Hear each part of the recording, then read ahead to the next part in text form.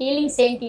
So మీరు అన్నిట్లో కూడా పోలీస్ క్యారెక్టర్ అన్ని చూసాను. ఇదేంటో ఈ మూవీలో మీరు మర్డర్ అటెంప్ట్ మీ మీద పట్టడం ఏంటి? అసలు మీ టెన్షన్ ఏంటి? ఏంటి అసలు మీరు ఏం చెప్పాలి? ఆ టెన్షన్ తెలుసుకోవాలంటే జూలై 4th థియేటర్స్ లో చూడాలి. బట్ ఈ కథ నాకు చాలా ఎక్సైట్ చేసింది. అంటే చాలా పాత్రలు ఉన్నాయి. ఒక కథ ఎప్పుడైనా పూర్తిగా ఉంటుందంటే పాత్రలు ఎక్కువ ఉంటేనే ఒక కథకి అందం.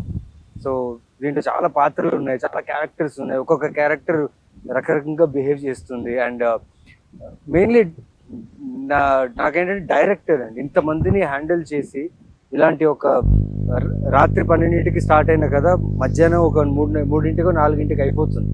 సో అలాంటి ఒక టైం లైన్ లో జరిగే కదా. అండ్ అందరూ బాగా చేశారు. స్పెషల్లీ ఉంది కదా అక్కడ నవ్వు ఊహా అంటే లేదా లేదా.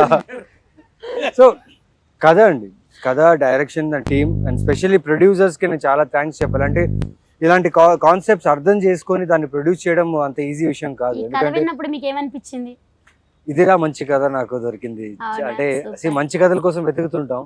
సో మంచి కథ దొరికింది. అంటే అందరూ ఏమంటారు, నేను కొన్ని సీరియస్ ఇంటెన్స్ ఫిల్మ్స్ ఎక్కువ చేస్తుంటా కదా, చాలా సీరియస్ గా ఉంటాయి కదా.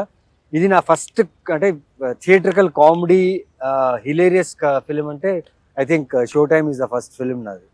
సో చాలా ఎక్సైటెడ్ గా ఉన్నా and can't wait for audience to watch this film. So thank you. ఇంకా మరి డైరెక్టర్ గురించి, ప్రొడ్యూసర్ గురించి ఏమనుకుంటున్నారు? ఎలా తీశారు మూవీ?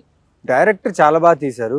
మాకు ఏదైతే కథ చెప్పారో నరేషన్ లో అలాగే తీశారు. లైక్ ఎక్కడ కూడా కాంప్రమైజ్ అవ్వడము కానీ లేకపోతే ఆర్టిస్ట్ విషయంలో, పర్ఫార్మెన్సెస్ విషయంలో చాలా దగ్గరుండి మా అందరికి ఎక్కువ టేక్ తీసుకుంది అమ్మాయి. నిజం చెప్పు, నువ్వా కాదా? నేను కదా. చాలా మంచి ఎక్స్పీరియన్స్ అండి. ₹1000 కాదు కానీ ₹100 2 షోలు చూస్తారు. మీది మొత్తం 1000 అయింది, 2